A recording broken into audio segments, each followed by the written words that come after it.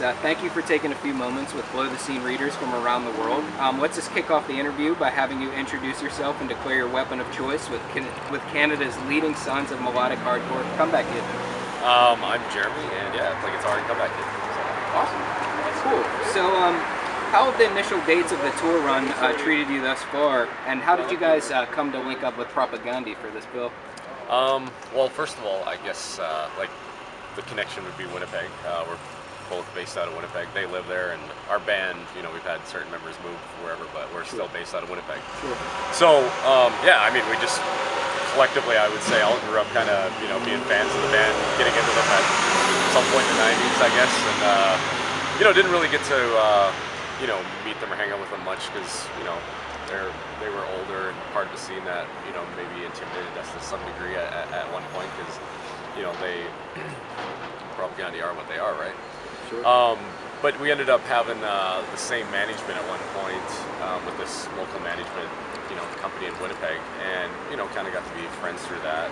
We ended up doing a short tour in Japan in 2008. So that was the first time we actually, you know, got to spend some time together. Cool. And then, yeah, so then, you know, this... So you guys have maintained contact since For then? sure, yeah. Awesome. And, yeah, so this whole thing kind of just started with, you know, us thinking, you know, we should probably do a tour across Canada. So I just kind of pitched it to them. I was like, I know you guys have a record coming out. Why don't we team up if you guys would be into that idea? So they're like, all right, let's go meet up for some beers and talk about this. So we met up at this place, talked about it, and so it just kind of evolved into this. So we were, yeah, Eastern Canadian dates were, you know, the first leg of this, and they were, you know, a lot of fun. And so now we're basically doing like a northeast, you know, kind of dipping down, I guess, as low as Baltimore, and then working our way back up, ending in Buffalo on the 11th of October. So yeah, very cool. Yeah. Awesome, awesome. So, your first stuff, your latest full length, I should say, Symptoms and Cures, was released on Victory in 2010. Are you guys currently tinkering with any new material, like kind of building towards a new release, and any new material that we'll see here tonight? No new material that we're going to be playing live, but we're just in the like very early stages of you know, writing. You know, typically it's like, you know, Andrew, like the singer, and myself, like we'll just come up with stuff on our own. Sure. And then we'll, you know, set aside some time to, you know, get together and, you know, hash it all out with our drummer Kyle and, you know, go that road. But we're not at that phase yet. We're still just, you know, pulling our ideas together and whatnot. So yeah. Cool. Righteous. Now I always like to throw in a few for the gearheads like myself. What does your current rig look like for this tour? You playing around with any new gear, or? Not really. I'm super simple. Right on. Like I've been using a triple rectifier head for as long as we've been a band, so that's, you know, what I use, like Mesa cab. Sure. And then I just have like 3 stomp boxes I use. You know, a noise suppressor, hermetic tuner, and tube screamer. Cool. So, and then SG standards is another thing I've been using since day one too. So it's. Right on. I'm just one of those guys that's like, you know, for this band especially, it's like, you know, it works. I'm not going to tinker with it too much. I mean, I've definitely played through a lot of different stuff.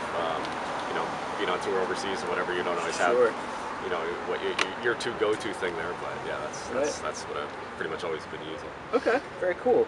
So I remember you mentioned in our last interview from March that being a vegan on the road, and to quote you, you're always stoked on discovering new veggie places. Any new veggie places on this tour? Any like new, you know, veggie stops that were particularly memorable? Well, let me think here.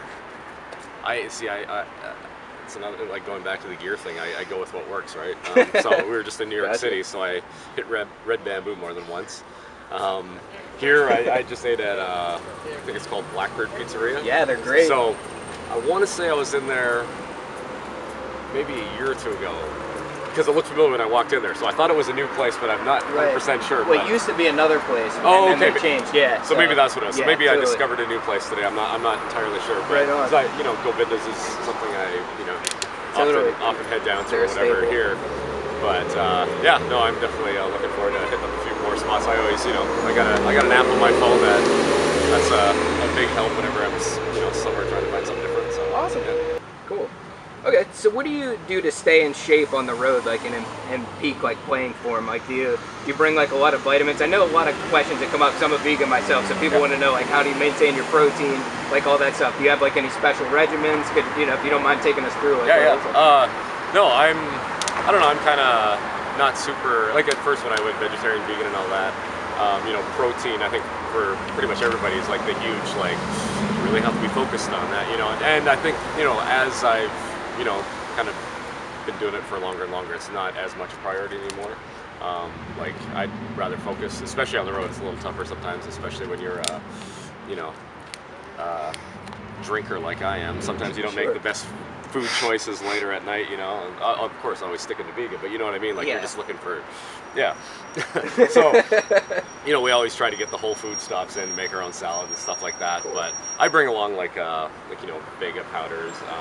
I have maca powder, chia seeds, so I make my shakes a lot, you know, on the road. I also am in the middle of training for a marathon that's coming up on October 14th, about, I guess, 9 or 10 days from now. Okay. So I'm just kind of in that, at that point now where I'm, you know, done my big runs and stuff like that. So, you know, I'll do some more, like, you know, shorter 8-10 Ks, you know, for the next couple days, but nothing too crazy. So, you know, that kind of stuff is definitely keeps the sanity level in check. And yeah, so I'm a bit of that extreme guy. I like, you know, like Chris Hanna Propagandhi, I like to party fucking hard, but at the same time I also like to you know, stay in shape and work out and, you know. Awesome. So, yeah. Best of both worlds. I try to think that that's the way I can survive best. Yeah. Right on. Very cool. Very cool. So so Comeback Kid at this point is nothing short of a touring institution. With countless shows under your belts and years of being on the road, what do you think is special about the dynamics of Comeback Kid that allows, you know, your band to flourish in an environment that folds a lot of younger bands? And what advice would you give to, you know, bands just starting out, ready to pack up the van and hit the road? I think the one thing that's probably you know, worked out well for us, you know, as far as longevity goes, is we're pretty good.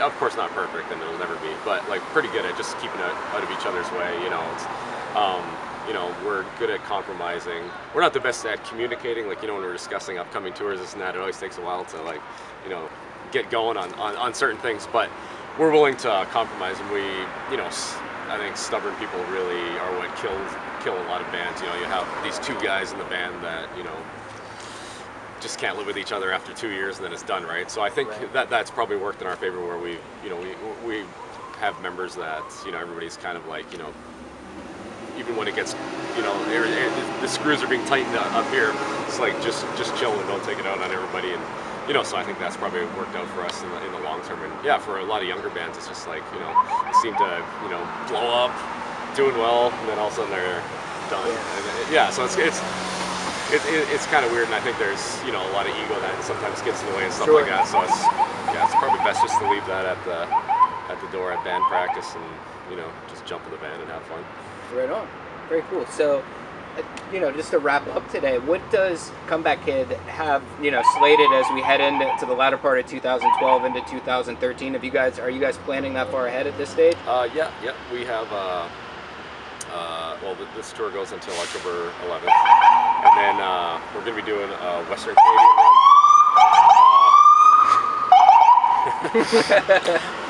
Yeah, we're going to be heading out in November, Western Canada. So we're going to be actually starting in Seattle. We'll do one show there, and then, you know, be like Victoria, Vancouver, and then heading west and ending in our hometown in Winnipeg. And then we'll take December off, and then in January, we're going to be heading back to Australia. March, we're going to be doing Europe with Madball and Terror. February, we kind of have something in the works, but it's not finalized, so it might be a writing month, but we'll see. And then we're going to be going back to Europe again in April for some surprise stuff.